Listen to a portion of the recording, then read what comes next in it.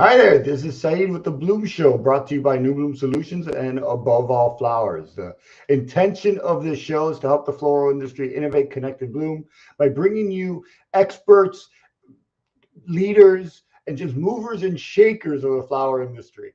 And today we are bringing you a mover and shaker of the flower industry, Mr. Adam Campbell, the digital publisher of Produce News and Posey Floral newsletter. I met Adam about a year ago, and he's been nothing but a great support for New Bloom Solutions and Above All Flowers.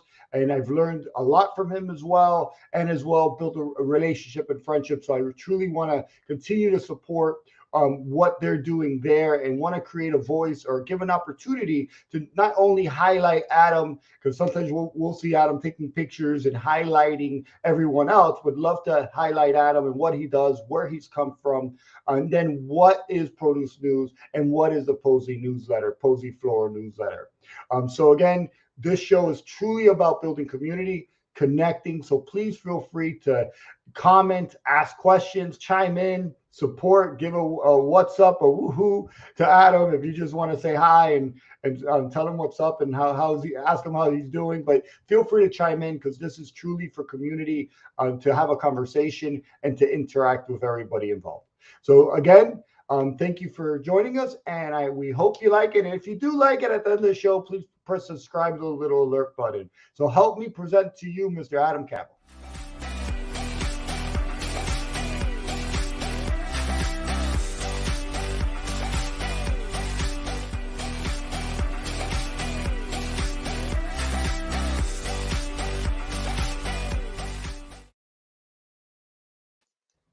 Hi, Adam. Hey, how are you? How's it going? Very well, very well. How it's so funny. We just spoke for 15 minutes, but then how's it going, Adam? Yeah, just habit, I guess. Just a habit. But how's it going, Adam? Things are good. It's hot. It's It hot. is hot. And where are you located? I'm in Wenatchee, Washington. And Wenatchee, Washington. How old is Wenatchee? How hot is Wenatchee, Washington getting? It's supposed to be 106 today. So, Wow. yeah. So I was in Spain and we hit 100. And then when I got to Miami yesterday and sat in my backyard, I'm like, this is awesome. It must have been 90. Yeah, right. Yeah, this feels great. Yeah, It feels great. And there was a slight breeze. Yeah. yeah, So right. it was a great feeling. And Wenatchee is a dry heat or a humid It's heat? dry. It's very dry. Yeah, we have that humid heat here in Miami. But Yeah, supposedly we're a lot cooler than many places. So we're cooler sure. than Wenatchee, That's good. Washington. Yeah, yeah. So Adam, let's dive into it and tell us about you. Who are you? Where did you come from in the flower industry? Ooh, yeah. Well, I'm a horticulturist by trade. Okay. Uh, so in tree fruit horticulture, and so I started in the produce industry at some shippers out of Washington, like Stamilt Growers would be one, and I owned a small business in town here for a while, and started publishing some regional products, a magazine, and things like that, and then kind of wound up. Then I wound up in the produce deal again with the Produce News. So that's a brief history. Gotcha. And what did you do in those other publications? The other ones, it was tourism focused, so it was a lot of storytelling, crafting, you know, just unique stories that we thought represented the region a little bit better than just generic tourism materials, if that makes sense. Gotcha, gotcha. Yeah. So being doing things a little bit more creative. hmm hmm And so talking about a little bit creative, tell us, and I know I'm kind of going all over the place here, but tell us about Posey. I know you have two publications. You have Produce Sure. News, and then you have Posey, which is more dedicated to the flower industry. Right. So, produce news is our main, produce industry is our main topic of editorial coverage, and we've been doing that for 125 years. Wow, that's what So, I want to know. Yeah. um, we we have a twice monthly paper, Okay. and that goes out to mass market produce, floral buyers, shippers, things like that, allied industry. professionals. And then we have a 2 daily emails for produce, as well as other email content that comes out, like our trade show sightings from produce shows, custom e-blasts, so newsletters that are just for shippers to get their messaging out directly to our list. And for a long time, we've always done floral in print. We would do it once a month, or it'd be its own section. And Richard Lutz, who was with us for years and did a great job with that, has done a great job with that. And he's semi-retired. I'd say 95% retired now.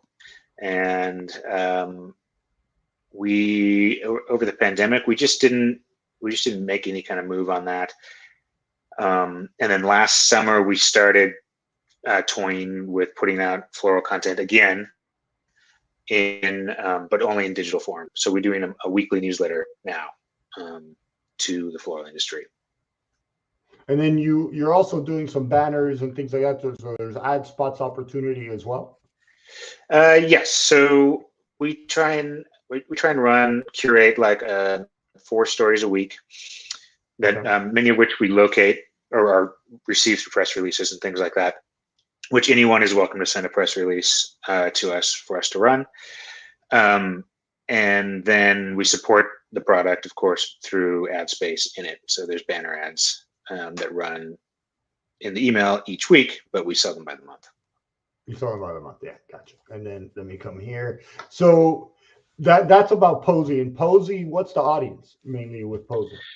Mass market floral buyers. I'd say that's the lion's share of the list. I don't know, I have the number at the top of my head. That's the lion's share of the list. And then wholesale marketers, some grower shippers in there, and then a fair number of independent florists. And it was a list that we'd had for a long time, and then it just continues to grow organically and through trade agreements and things like that. So. And how do people sign up to get Posey? On the producenews.com, there's a subscribe button in the right-hand side of the page, and all of our digital products are listed there to subscribe to. There you go. And then, so let's talk a little bit about content, right? Sure. Because you and I are in the business of content.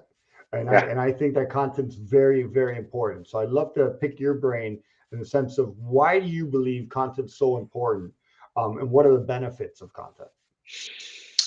I think I'll start with, I think people's attention spans are really short. I think they've never been shorter, frankly. And so as far as content, like we think of it, I think people being able to read and learn quickly and not feel like they have to invest 5 minutes to read an article, or even 2 minutes to watch a video. We have to find ways to engage our readers that keep them wanting more, right? I think that's really what you're looking for. It's like I like baseball. It's great to watch, but a baseball game is a big investment of time to watch a baseball game, like a Major League Baseball game. But what's really great is after the game, the highlight video, the highlight reel, that's like 1.5 minutes, and it's all the exciting parts without having to wait for any of the excitement. And so I think in a way, we all want to talk about what we're doing and get our messaging out, but we have to find creative ways to do that, or for other people to tell our story help us tell our story in ways that are engaging to the audience we're seeking to reach. And why is it important to tell these stories? And I know it's pretty obvious, but why is it important to tell these stories, or to not only send your customer a sales offer, but to send them content, send them value, send them education, information, entertainment? Why is that important? It's important. I think it's a big industry, right? And it's important to I think we tend to discount the importance of staying top of mind with people. It's really easy to be forgotten, and then to not understand that you have been, or even realize that you have been by somebody. And so, especially when you're trying to move a product or move a perishable product in particular, you need to be able to pick up you need people to take your call, right? When you pick up the phone, and they're not going to do that if they don't remember who you are. It's really easy to get lost in the weeds. And what I also say, it's not always about you. It's also the value that you could add to them. So it's a great article, 5 tips of this, or connecting them to more information they never knew. It just adds more value. It's no longer just about a transaction, right? Right. Exactly. Yeah. And it just helps grow that relationship. Exactly. I think that's a big part of it, especially the storytelling part. Even just the photos we do from trade shows, those are always the most opened emails of anything. And it's just because they want to see people they know. And it's a relationship business, which sounds super cliche. Everybody says that, but it is true. So. Yeah. And so going back to blogs and content, when looking for content to write about, what are some tips you can give to people that are looking and like, gosh, I'm a rose grower, but I just don't know what to write about. I don't even know where to start. We can always do like a company profile story of some kind where we just talk about just in general terms what they're up to. Other great content revolves around trade shows. So everyone's going to a show with something to say. You don't buy a booth at a trade show and not go with the intention to sell something specific. And so that's another great thing to profile, to talk about in an article, is to really get the full value for your trade show experience, to just put you on the radar before people attend those shows. I think that can be very helpful as well. And then new product releases or new varieties, new bouquet types or shipping container types. There's all kinds of different shipping formats or whatever it is. Or even just, hey, where's the value this year in the Valentine's deal? Like, where's the value for the retailer and end consumer? What flowers are going to be a hit this year? Things like that. And I have, most probably you've heard of this, Ask the Public. Have you askthepublic.com? No. So it's a cool little app. It's a website. You got to kind of sign up, but you can get a couple first ones where you'll put like a topic, and then it'll give you can put like red roses, and then it'll say why red roses, and it'll have this almost spider web of links going to these topics. So it's pretty interesting because it allows you to it's called Answer the Public. So it allows you to just put a topic, and then it gives you options and parallels and starts getting those engines turning. So I think it's cool. It's pretty cool. We use it sometimes. Yeah. It gets a little getting used to it.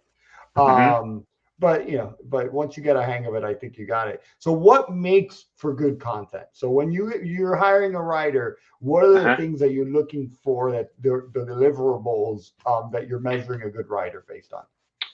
I'm not sure I totally understand what you mean. Like, what makes for a good article? What makes for a good blog? Like, if you're saying 1, pick a good topic, 2, deliver the information. Sure. Okay. Sure. Yeah. I think we're all kind of egocentric, so we think that our story is the best story.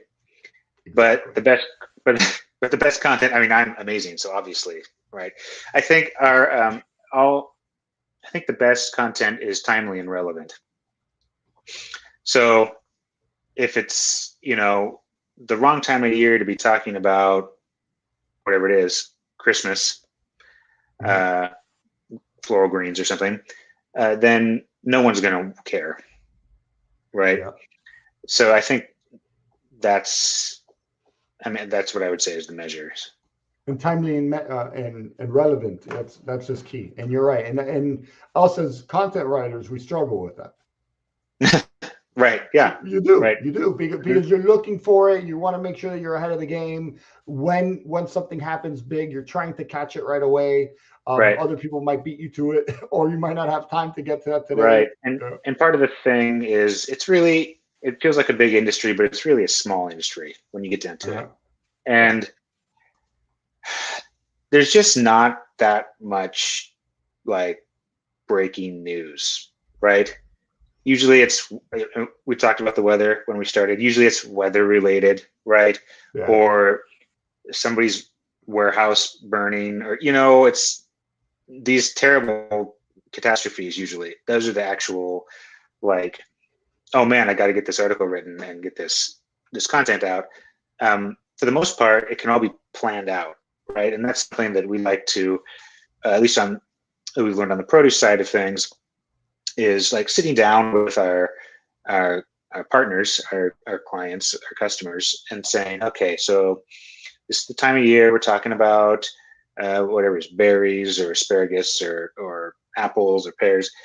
And then working through the calendar and saying, okay, we want to make sure we're writing some articles on your company in this time window. You might want to follow that up with a banner ad the next month, just to keep your brand out there as you're getting into new crop, whatever, or going into Christmas promotions or whatever it is. And so I think that helps to really takes a lot of the pressure off. It's easy to forget, like in the moment, like, oh right, we should probably be doing an article on this, or oh, I should ask the Produce News to do an article on this new thing we're doing, right? But if we have the conversation in advance, we know what the important times of the year are. We can start to put together a calendar for each business we work with. Say, oh, now's the time to reach out to Sahid and talk about X or whatever. Yeah. Is knowing it in advance. As well, knowing in advance. And then what shows do you plan to cover this year? Because I see you at a few shows, and I know some you're there, some you're not. But are there any shows where people should look out for Adam and his camera this year? Well, I'll be at Cal Flowers in, I guess, a month or so, right? A little over a month. August 29th, I believe. That's going to be fun. So I'll be there, and I had some conflicts in September, so I won't be at any shows in September. But then, of course, PMA, or the International Produce and Floral Show, I guess it's now called. I'll certainly be there. And that's a big show where it's really easy to get lost in the weeds, like we talked about. And it's really important, I think, to get your brand out there, get your name out there before the show, right? Hey, New Bloom Solutions is in booth 273 or whatever, not even 270, 2,750 or whatever it is, because there's so many, right? It's huge. Yeah. And so it's like, if you've got a new product or a new thing that you want people to know about, you really need to get it out to the industry before the show. You can't rely on it. It's a zoo. It's a madhouse. And from what I've seen, just speaking of these shows while we're on the subject, they're smashing all attendance records right now, at least on the produce side of things. Like, I don't know about you, but like coming out of the pandemic, when they started up again, they were kind of sparsely attended. And I think I kind of got lulled into this, like, oh, these are great. They're so laid back. And I just came back from a trade show in Monterey where it was just packed. I mean, it's just so many people, right? The hotels were all booked. The show was completely sold out. And I mean, these kinds of situations. And so even more, I think is certainly going to be the case going into the fall for the October show. It's going to be really important to get your message out before the show. And if I also may say, it's like everything you do is layers, right? So the one thing I hate, but the one thing I feel bad for people is they go to these trade shows, they put in so much money into these trade shows, and then you don't get a lot of people that show up, or if not, after you did it, how do you close? How do you drive it home? Right. Remind them that they saw you. Right. They're going back to their desk with a stack full of rubber banded business cards or whatever, and sifting through them. And, invariably some of them are going to get lost. Right. And on that Monday, they're getting 20, 30 emails. Right. Everybody. Yeah, exactly. While trying to do their regular job. And so it's kind of like, you really have to kind of remind them you exist after the fact, I think. Exactly. And I think so. And that's what the layers are all about. And when I say Yeah. layers, the social media, having a good website, having a website that they could go to and Right. convert, right? Right. And then going somewhere else and seeing your name. So having those layers on top of each other, that's when you Hmm. make. The other day, I gave it an example versus a Big Mac. You know, the Right. Big Mac is made with layers. You can't Right. have the Big Mac Yes. without the bread or the secret sauce, right? Right. You have to have it Right. all together. Exactly. Mr. Kookie that always shows up for the shows is saying greetings, gentlemen. Thank you, Kookie, for always supporting the show. Truly Well, appreciate you, my man. Thank you for always supporting the show and jumping on and saying hi. Let's see here. My other question. What is one thing you've learned about the flower industry that surprised you, Adam? that surprised me. Ooh. Um, I think I thought that more flowers were grown domestically than really are, I think, going into it. Yeah. Um, and then the other thing I think that I found interesting was I also didn't realize the extent of how do you put this influence that the Netherlands has over the entire global produce deal, floral deal, Produce deal. Floral deal. floral Okay. deal, floral deal, and just where Wow. just those relationships and how they've built up, um, growing regions and things like that. I found that very interesting. So, Oh, yeah. that's cool. And we run into that all the time. Did you know that 90% of the flowers, no one ever Right. knows that. Just, No. just Yeah. like, and maybe you also learned that when you're in the flower industry, you're not only a florist, right? Yeah. That's, Right. it still happens to me to this day. Oh, you have a flower shop? Oh. No, Yeah. dude. Yeah. Oh, Yeah. you're a Yeah. florist? No, dude. You know. Right. Yeah. So so now I like to ask these fast questions and have a little bit of fun here, just so people get to know people in a personal level, and just have some Hmm. fun with each other. So my fast questions, and I will start. What is your favorite food? Sushi. Me too. What is your favorite color? Green. Favorite band? Band. Oh gosh, I don't know. Uh, Make I something wouldn't up. say band. I would say like Okay. Miles Davis, like one guy. Las Vegas. Gotcha. All right, good. He's a band on his own. First Yeah. job. Oh man, I don't even know. Running score clock actually at basketball games at high school. Oh, that's a cool job, man. It was pretty Most interesting job. fun. That might also be the most interesting job, Okay. actually. Any hobbies? Um, Mountain bike, fly fish, garden. Fly fish. Wow, that's a good one. I tried to fly fish, but I jig a lot with Yeah, plastics, so yeah, I couldn't get it. I couldn't get it because it's yeah. a Right, touch. But right. and I fished for years, but I couldn't figure that fly fishing out. Well, come out to Um, Washington. I'll take you out. For sure. We'll have to spend a whole day, man, because Yeah. I've tried to learn. I've tried to learn. And interesting thing. One interesting thing we do not know about you. One interesting thing. I love to split wood, like with an Ah, axe. I got it. I could do that all day I long. hope. I could do that I all day hope with long. an axe. Get on my hand or anything. Yeah. No. And what's your technique for splitting wood? Well, There I've has got to be different ways. this great Fiskars axe, and I just swing it. That's the I, I technique. I wouldn't think of you as a lumberjack, man. That's fun. That's actually fun too. Yeah, actually cutting down trees is fun too. So Okay. yeah. David Kaplan's asking a quick question here, and then we'll get back to those. How do you see the industry heading? Like the direction we're going, like the heading on a ship, or the direction we're going to go tomorrow. David, I'll answer both. David, I answer think both.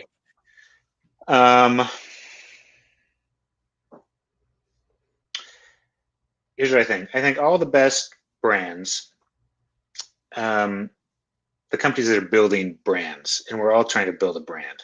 Yeah. You've seen it more and more, branded flowers, things like that, or even a Right, name right. that means something, right? It means social responsibility or sustainability.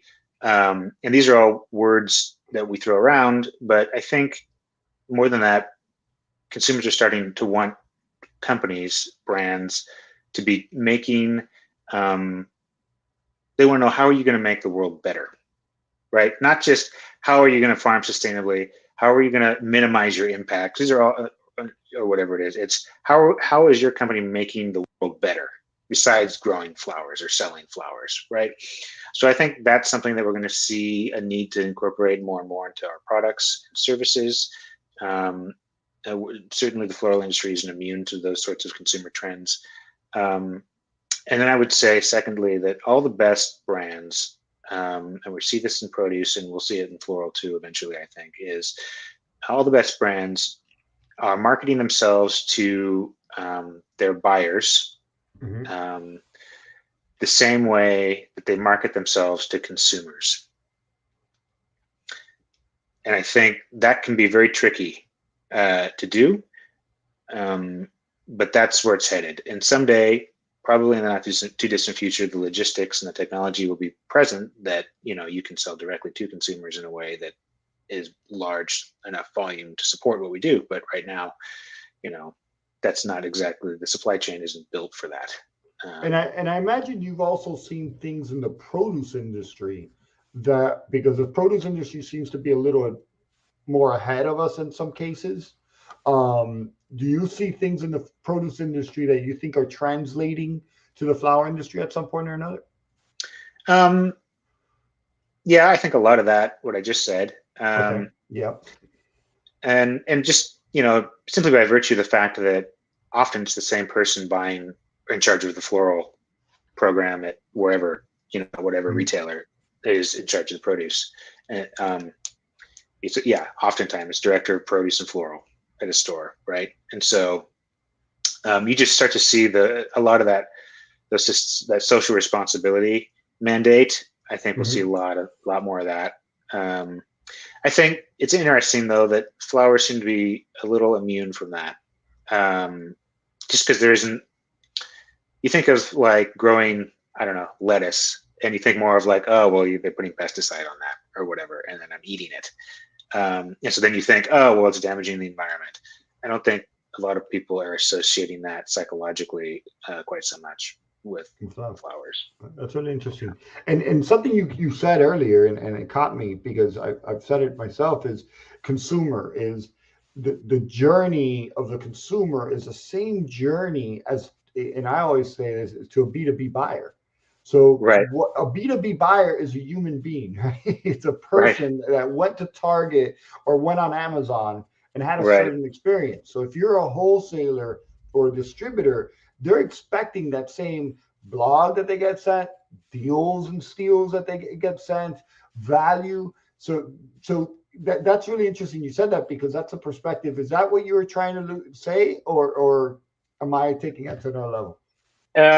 No, I think so. Yeah, it's certainly. They expect the same thing, right? And it's just, you know, your messaging is a bit different. Certainly. So I think we can get really caught up in a lot of things that maybe don't necessarily drive as much value as we think, but they make us feel good. Like spend a lot of time on social media and some of these things. It's like, oh, that's great, but is it moving the meter? I don't know. There's a lot of people in the produce world who jumped into it really hard. And I just had a conversation today with a huge shipper that they were like, yeah, we just kind of stopped on the social because we can't really see what we're getting from it. You know, it's a lot of time. And not that you shouldn't have it. Certainly, it's important to have in your mix because people are going to look at it, look you up, and they want to see you. But I think the amount of time and the amount of energy we're spending on it is probably proportionally to what we're getting for it is not what we think it is. It's going back to the layers. That's the cheese of the little onions, right? Exactly. It's like you're just sprinkling the salt on top, right? That's the salt, and then the email is another layer, and then the newsletter is another layer, and then your website is another layer. Sure. So just do it all. Just do it all, right? That's just kind of what you have to do. Multifaceted. Yeah. Probably should just call Sahid. He can do it for you. But there you go. Call me. Thanks, Adam, for that pitch. I appreciate it. But we don't, it's funny. We don't do digital marketing for everybody. because you or don't. social media. No, social media, right? So because it's so much Yeah. work. And we Yeah. truly believe in, and we pick the customer we want to do social for because we truly believe that you have to show your own product. So the content of creating the content, Yeah. curating the content, so hard, man. I So like we how this give, is becoming an interview about you. So Sahid, what's your favorite color? no.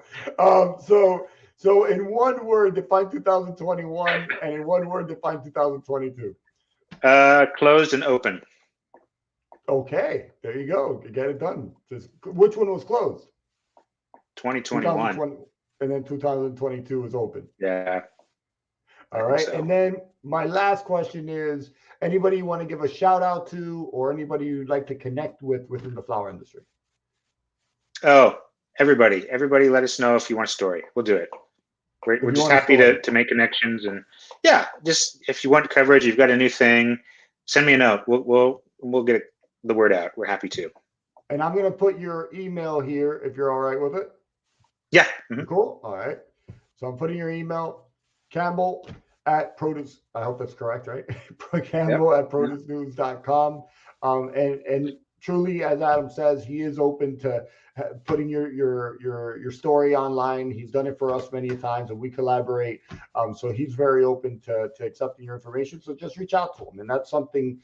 Again, talking about us right now, but that's something that we really want to do is help the industry connect to guys like Adam. There's a value there, right? There's a big value there to connect. So yeah, there is. You've helped us a lot, and we truly appreciate you. That really appreciate you. So Adam, I look forward to seeing you at Cal Flowers. Have fun in the sun. I look forward to hanging out with you, having a couple of drinks. I know you're taking your wife, and I'm taking my wife, so it's going to be a family event this time. And that's right. I'm looking forward to it. Is this your first time? You too. Yes. Yeah. Yeah. Cool. And how have you enjoyed all these conventions? What's the difference between a produce convention and a flower convention? Do you have something? Ooh. The difference that I've seen so far is that at the produce conventions, I think like there's a lot of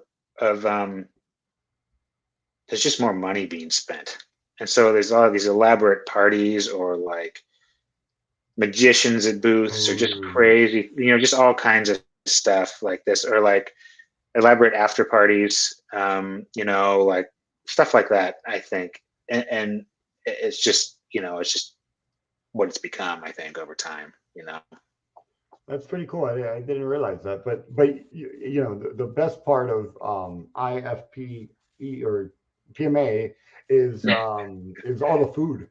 You walk around and you pig out. Yeah, they're just grilling up. Yeah, all kinds of stuff. Yeah, it is good. It's fun. Yeah. You pig out. So David's saying you will have to behave at Fun in the Sun. All right. Right. We will. Yeah. I've heard, don't want to do a commercial for Fun in the Sun right now, but it is a lot of fun. And that's what I've always been very interested in going. It's been one of my bucket lists, talking about me again, but it's been one of my bucket lists. Yeah. Where are you hoping to travel next? We're going to. Hey, do you ever go out of the country, international, like not so much, Ecuador or anything like that? Right. No, I haven't. Not so much. Let me know, because I've always offered to take pictures for you. I'm going to Ecuador, so for the fun Expo Float. So right, yeah, you should go next year. Expo Float in Holland. It'll be a lot of fun. Oh, that would be fun, wouldn't it? Yeah. Get your people to send you to Holland, man. That'd be cool. All right. All right, Adam. Thank you so much for your time, and I appreciate you helping me talk about myself and you and Produce News.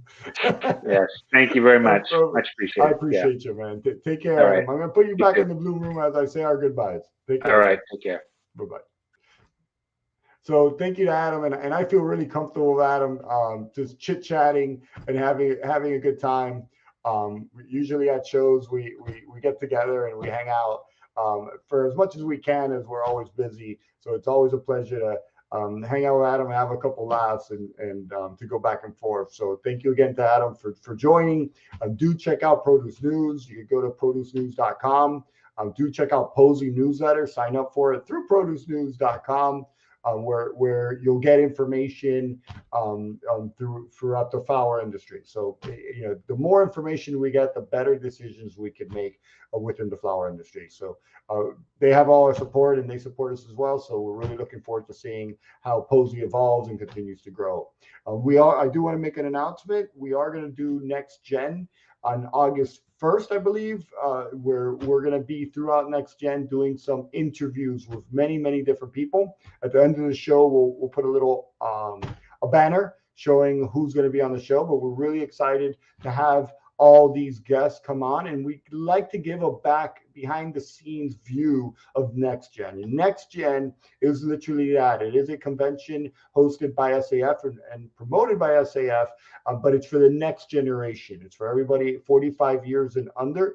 It's a great initiative to help encourage the growth of our industry, focusing on the next generation. So we're really excited to be a part of that. It is supported by Flowers and Scents. Flowers and Scents will not be there. Mr. Willie Armelini will not be there with me, as he's not able to make it, but he will always be there in spirit. So we want to make sure to show that we have his support, and we'll always have his support. So we're really looking forward to doing that. We are doing that in collaboration with Blue Monday, which is Adam Mace from Blue Monday, and he'll be filming it and creating the content for us. So we're super excited to have that.